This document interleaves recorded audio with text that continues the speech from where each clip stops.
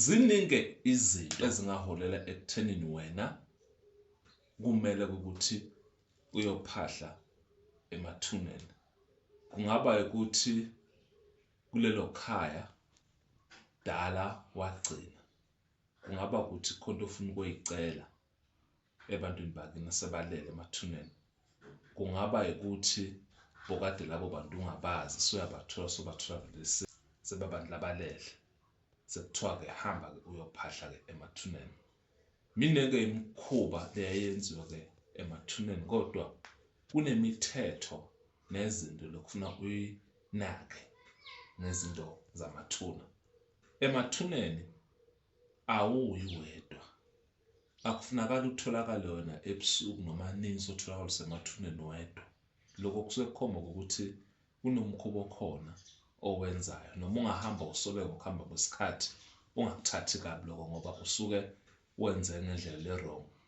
Mawuzohamba uye emathuneni uyabika kubantu abasondelene namathuna abasaphila abakhona ekhaya ukuthi wena ufuna ke emathuneni, ufuna ukukhuluma nogogo, ufuna ukukhuluma nomkhulu, ufuna ukukhuluma nomfowenu, ufuna ukukhuluma nobani lo muntu osuke ufuna ukukhuluma naye lapha emathuneni.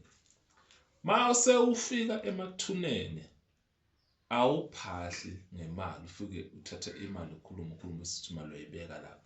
Lokho kuzokwenza sidlozi noma ngabe bothi uzocela leyo nto ozoyicela licabanga ukuthi leyo nto unayo, noma uthole ukuthi lelo thuna ligangiwe khona yenziwe kuyo lensebenzo thize. Mawufika unobeka imali seyiyavuma leyo nto, sekwenzeka into lembe. Sothini lapho? Sothi mina ngaye emathuneni ngasimamba emathuneni izinto zami zabheda, kanti wenza ngendlela engalungile ngoba emathuna bayawaganga bawaphendula kwenzeka izinto eziningi emathuneni.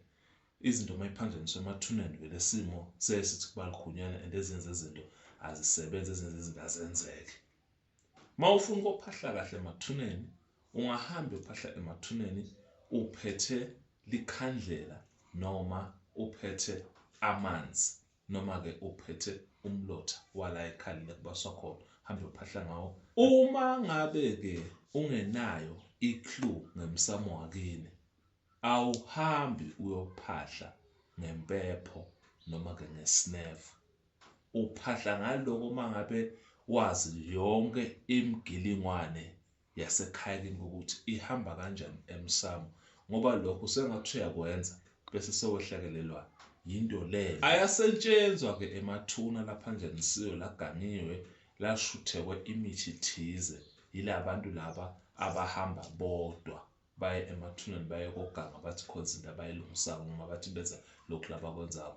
Le nto lena ukuthi kwenziwa lokhu nalokhu wena kufuna ukwenza emathuneni akusiyo into le-right leyo nekahle ukuthi ungaba umuntu ongayithandisisa ukuthi uyoyenza leyo nto leyo ezosimo semathuna, ngoba ngokuhamba kwesikhathi ihamba i-affect abanye abantwana ekhaya, iphambanise idlozi noma ke ilivale noma ke iliphendule, bese uthola ukuthi inhlanhla ayisasondeli kahle.